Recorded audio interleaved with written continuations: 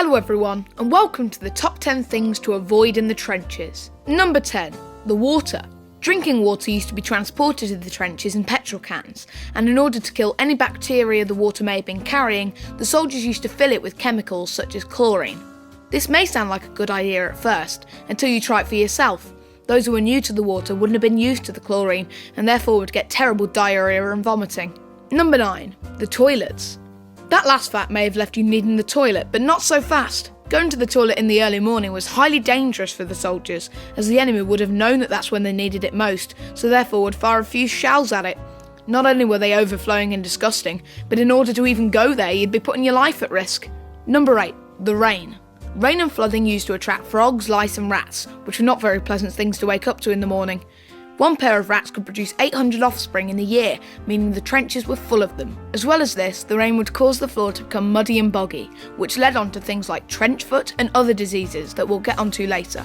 Number 7. Trench fever. Continuing on from number 8, the rats and lice, as well as being nuisances, were also carriers of disease such as trench fever. Trench fever is a lice-borne disease that would be caused by lice transferring feces into open wounds or infected insect bites. It would cause muscle cramps, high fever and severe headaches, as well as pain in the whites of the eyes, legs and back.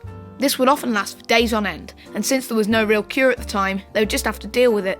Number 6. Trench foot. Also continuing on from number 8, trench foot was an infection of the feet caused by cold, wet and insanitary conditions in the trenches.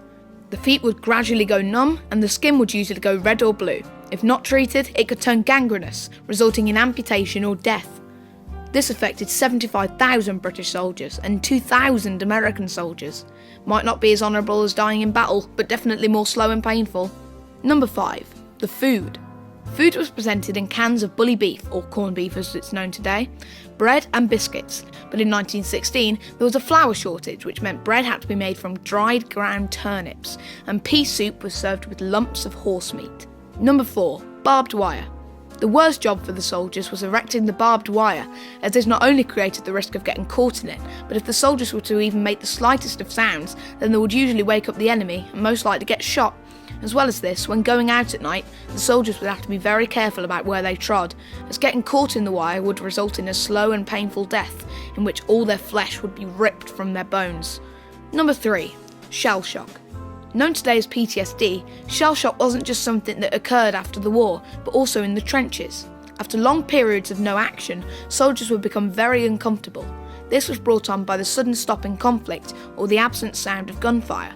These things were very jarring to the soldiers, as they were not at all used to it. This often meant that soldiers were unable to continue. Number 2. Gas. There were many gases used in World War I, including chlorine gas, a gas that burnt the throat of its victims, and mustard gas, the first gas ever to be used in combat. Mustard gas had a severe effect on the human lungs, so you wouldn't want to get a whiff of it. Soldiers are given gas masks to protect themselves from mustard gas. And the number 1 thing you need to avoid in the trenches is Germans! Germans are evil. They eat children and murder animals. It's true, the government